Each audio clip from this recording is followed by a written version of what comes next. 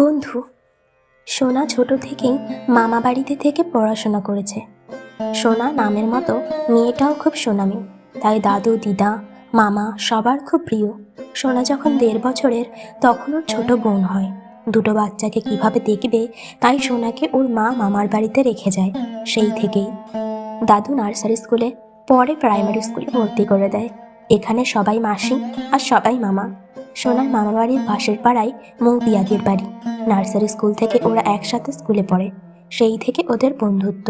একসাথে স্কুলে যাওয়া, টিউশনি পড়তে যাওয়া, ছুটির দিনে সারাদিন খেলা, আর দুপুরবেলায় দিদা ঘুমিয়ে পড়লে চুপি চুপি আচার চুরি করে আমবাগানে বসে গল্প করা, কত ইত্যাদি ইত্যাদি ছোট ছোট আনন্দ খুশির সাথী ওরা দুজনে। তারপর প্রাইমারি স্কুল পেরিয়ে সোনাখালি গার্লস হাই স্কুলে ভর্তি হয়। স্কুলেও দুজনে একসাথে। স্কুল বাড়ি থেকে একটু দূরে সাইকেলে যেতে হয়। দুজনে একসাথে স্কুল যাওয়া আসা। যদি একজন না যায় আরেকজনও যাবে না। দুজনের যেমন খুব মিল, আবার সামান্য কিছুতেই কথা বন্ধ। একদিন পরে আবার মিল। দুজনের বন্ধুত্ব দেখে সবাই বলতো মানিক জোর। গলায় গলায় এত ভাব, যেন এক গলায় জল ঢাললে অন্য গলায় যায়। এইভাবে দিনগুলো কেটে যাচ্ছিল। স্কুলে নতুন বন্ধু হলেও সোনা আর মৌপিয়ার বন্ধুত্ব সেই আগের মতো। কিন্তু ক্লাস 10-এ ওঠার পর থেকে মৌপিয়ার মধ্যে পরিবর্তন দেখা যায়। একদিন স্কুল ছুটির পরে বলে, সোনা তুই এগিয়ে যা, আমি পরে আসছি।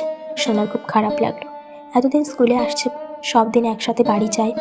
আজ এমন কি হলো যে ওকে বাড়ি চলে যেতে হবে বলে নিচে পড়ে যাবে? বাড়িতে মা আসবে, তাই কথা না বাড়িয়ে বাড়ি চলে যায়। এইভাবে প্রায় দিন সোনাকে বাড়ি যেতে বলে মৌপিয়া পড়ে যায়। তবুও সোনা কিছু জিজ্ঞাসা করেনি। একদিন স্কুলের এক বান্ধবী জানায়, মৌপিয়া স্কুল ছুটির পরে একটা ছেলের সাথে কথা বলে। কিন্তু সোনা এত ভালো বন্ধু, অথচ ওকে কিছু বলেনি।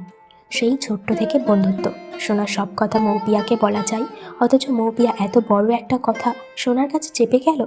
এই ভেবে সোনার মনটা খুব খারাপ। সারাদিন বাড়িতে মনমরা হয়ে বসে আছে দেখে ওর দিদা বলল, কয়েকদিন দেখছি মৌ তোর কাছে আসছে না, আর তুইও ওদের বাড়ি যাচ্ছিস না। তোদের কি ঝগড়া হয়েছে? দুজনের প্রায়ই ঝগড়া হয়, সেই জন্য সে বলেছে। কিন্তু এখন ব্যাপারটা সেটা নয়। ওদের মধ্যে কোনো ঝগড়া হয়নি। কিছুদিন মৌপিয়াই ওকে এড়িয়ে চলছে, বলতেও পারছে না আর মানতেও পারছে না। এইভাবে প্রায় 2 মাস যায়। স্কুলেও খুব কম কথা বলে। তারপর একদিন হঠাৎ মৌপিয়া ওর কাছে এসে খুব জরুরি কথা আছে বলে গল্প করার জন্য মাঠের ধারে নিয়ে যায়। প্রথমে সোনার কাছে ক্ষমা চেয়ে নেয়, কিন্তু সোনা ওর অভিমান হয়েছে, মৌপিয়ার কথা শুনবে না ঠিক করেছে।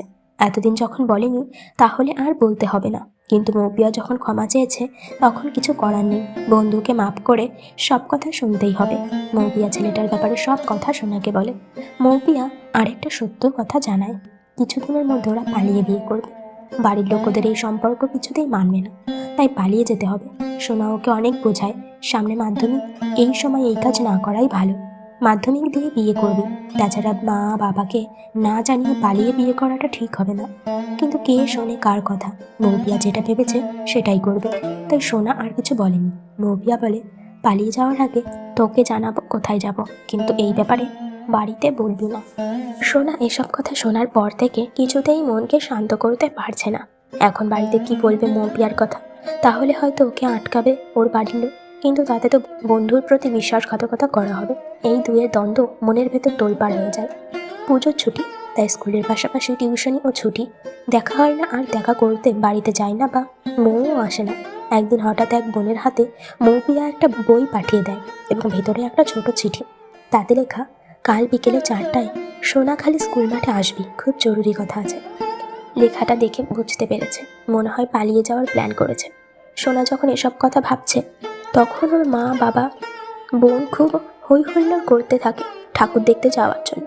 ঠাকুর দেখতে যাওয়ার আনন্দে মৌপিয়া ব্যাপারটা ভুলে যায়, তবে ঠিক করেছে পরের দিন দেখা করতে যাবে সোনাখালি। মৌপিয়া কি বলতে চায় শুনবে, কিন্তু পরের দিন বাদ সাধলে ওর মা, এখন পুজোর ছুটি আছে, কিছুদিন পর পড়ার চাপ বেড়ে যাবে, তখন যেতে পারবে না। তাই সোনাকে আজকেই বাড়ি নিয়ে যাবে। সোনার যাওয়ার ইচ্ছা নেই, তবুও জোর করে নিয়ে যাবে। এদিকে মৌপিয়ার সাথে দেখা করা হলো না। সোনা কি ভাববে কে জানে? যাওয়ার আগে যে ওদের বাড়িতে গিয়ে দেখা করে আসবে, তাও সম্ভব না। তাই বাধ্য হয়ে বাড়ি চলে গেল। 8 দিন পরে মামার বাড়ি ফিরে এসে জানতে পারে মৌপিয়া কোনো এক ছেলের সাথে পালিয়ে গেছে। বাড়ির কেউ জানে না। এইভাবে মৌপিয়া যে সত্যিই পালিয়ে যাবে সোনা ভাবতে পারে। একদিকে প্রিয় বান্ধবী পালিয়ে গেছে বলে মন খারাপ, অন্যদিকে মৌপিয়ার বাড়ির লোক বলে মৌপিয়ার পালিয়ে যাওয়ার পেছনে সোনার হাত আছে। তাই মৌপিয়া যেদিন পালিয়ে গেছে সেই দিন সোনাও বাড়ি চলে গিয়েছে। পাছে সোনাকে সবাই জিজ্ঞাসা করে তাই। সোনা আর মৌপিয়া ছোট থেকেই ওদের বন্ধুত্ব, সব বিষয়ে কথা হয়। এই ব্যাপারেও সোনা সব জানতো, ইত্যাদি ইত্যাদি। সোনা যা জানে সব কিছু জানে, কিন্তু তাতেই আরও অপরাধ। সোনা সব কিছু জেনেও আগে কেন বলেনি, তাহলে ওকে আটকানো যেত। মৌপিয়ার বাড়ির লোক ওকে খুব উল্টোপাল্টা কথা বলে। সোনা খুব ভেঙে পড়ে, খুব কান্নাকাটি করে। সোনার এমন অবস্থা দেখে ওর মা ওকে বাড়ি নিয়ে চলে আসে। সোনারও আর ওখানে থাকতে ইচ্ছে করে না। টেস্ট পরীক্ষার সময় মামার বাড়িতে ছিল, তবে স্কুলের ছাড়া কোথাও যায়নি আর কারোর সাথে কথাও বলেনি। প্রায় 12 বছর কেটে গেছে। এই কয়েক বছরে আর মামা বাড়ি যায়নি, শুধু দাদুর মৃত্যুর সময় শেষবার গিয়েছিল। ও যেতে চায় না বলে ওকে কেউ জোরও করে না। এই বছর এসএসসিতে স্কুলের চাকরি পেয়েছে। সোনা যেখানে স্কুল সেই গ্রামের নামটা ওর খুব চেনা চেনা লাগছে, কিন্তু কিছুতেই মনে করতে পারছে না। এখন কাউকে প্রথম দেখলেও মনে হয় খুব চেনা চেনা লাগে, কোথাও যেন দেখেছে। হয়তো সেই রকমই নামটা শোনা শোনা মনে হচ্ছে। সে যাই হোক, স্কুলে জয়েন করতে হবে। সে চেনা হোক আর অচেনা, স্কুলের প্রথম দিন স্কুলে গিয়ে ক্লাস 5-এর একটা মেয়েকে দেখে ওকে সোনার খুব চেনা চেনা মনে হলো, যেন মেয়েটার সাথে কারো মুখের মিল মনে হচ্ছে, কিন্তু সেটাকে কিছুতেই মেলাতে পারছে না। সারা টিফিনের সময় ধরে মনে করার চেষ্টা করে। ও যেটা আন্দাজ করছে সেটা ঠিক কিনা, তার জন্য ছোট মেয়েটার কাছে গিয়ে ওর পরিচয় জানতে চাইল। মেয়েটার বাবা মায়ের নাম বলতেই সোনার খুব আনন্দ হলো। সোনা যেটা ভেবেছিল হ্যাঁ সেটাই। সোনার আজ খুব আনন্দ হচ্ছে, এত আনন্দ বলে বোঝানো যাবে না। মেয়েটা বুঝতে পারছে না এমন কি সে বলেছে যে তার জন্য নতুন ম্যাডাম এত খুশি। মেয়েটার নাম তিয়াশা। সোনা মেয়েটাকে বলল, তিয়াশা, আমাকে তোমার বাড়ি নিয়ে যাবে? তিয়াশা আনন্দে আত্মহারা। নতুন মিস তার সাথে তাদের বাড়ি যাবে। স্কুল ছুটির পর তিয়াশা আনন্দে নাচতে নাচতে ম্যাডামকে বাড়ি নিয়ে এলো। রাস্তা থেকেই মাকে হাঁক ডাক শুরু করলো, মা দেখবে এসো কে আমাদের বাড়ি এসেছে, আমাদের স্কুলের নতুন মিস। মৌপিয়া তিয়াশার সাথে সোনাকে দেখে খুব বিস্মিত হলো। স্বপ্নেও কোনোদিন ভাবেনি আবার সোনার সাথে দেখা হবে। ওর জন্য সোনাকে কত কথা শুনতে হয়েছে। সোনার মামা বাড়ি যাওয়া বন্ধ হয়ে গিয়েছে, সেই সোনা আবার ওর সামনে এসে দাঁড়াবে। এইভাবে দাঁড়িয়ে আছে দেখে সোনা বলল, কি রে, চিনতে পারছিস না? মৌপিয়া সোনাকে জড়িয়ে ধরে কাঁদতে থাকে আর বলে, আমার জন্য তোকে কত অপমান সহ্য করতে হয়েছে, আমি সব শুনেছি। আমার খুব খারাপ লেগেছিল, আমার ভুলের জন্য তুই শাস্তি পেয়েছিস। তাই তোর কাছে ক্ষমা চাওয়ার জন্য তোর দিদাকে তোর কথা জিজ্ঞাসা করছিলাম, কিন্তু সে কিছু বলল না। আমারও খুব রাগ হয়েছিল, তুই এইভাবে চলে যাবি ভাবিনি। তোর সাথে যাওয়ার দিনও কথা বলতে পারলাম না, তার জন্য মায়ের ওপর খুব রাগ হয়েছিল। কিন্তু পরে ভেবেছি দেখা হয়নি, ভালোই হয়েছে, তাহলে তোর বাড়ির লোক আমাকে আরও কথা শোনাতো। ভাগ্যিস সেই দিন মামা বাড়িতে ছিলাম না, তাই কিছুটা কম তবুও মামা বাড়ি ছাড়তে বাধ্য হয়েছিলাম। সেই দিনই ঠিক করেছিলাম তোর ব্যাপারে আর কোনো দিন জানতে চাইবো না, আর তোর সাথে কোনো দিনও দেখাও করবো না। কিন্তু আজ স্কুলে তোর মেয়েকে দেখে তো ছোটবেলার মুখের মিল খুঁজে পেলাম। মনে হলো তোর সাথে একবার দেখা করি। এখন তুই কেমন আছিস খুব জানতে ইচ্ছে হলো। আমি জীবনে তোর পরেরও অনেক বন্ধু পেয়েছি, কিন্তু ছোটবেলার স্কুল জীবনের বন্ধুর বন্ধুত্বটাই আলাদা। তার সাথে কোনো কিছুর তুলনা করা যায় না, আর ভুলতে চাইলেও ভোলা যায় না। তুই আমাকে এইভাবে ক্ষমা করে দিয়েছিস, আমার খোঁজ নিতে এসেছিস, সত্যিই তোর জবাব হয় না।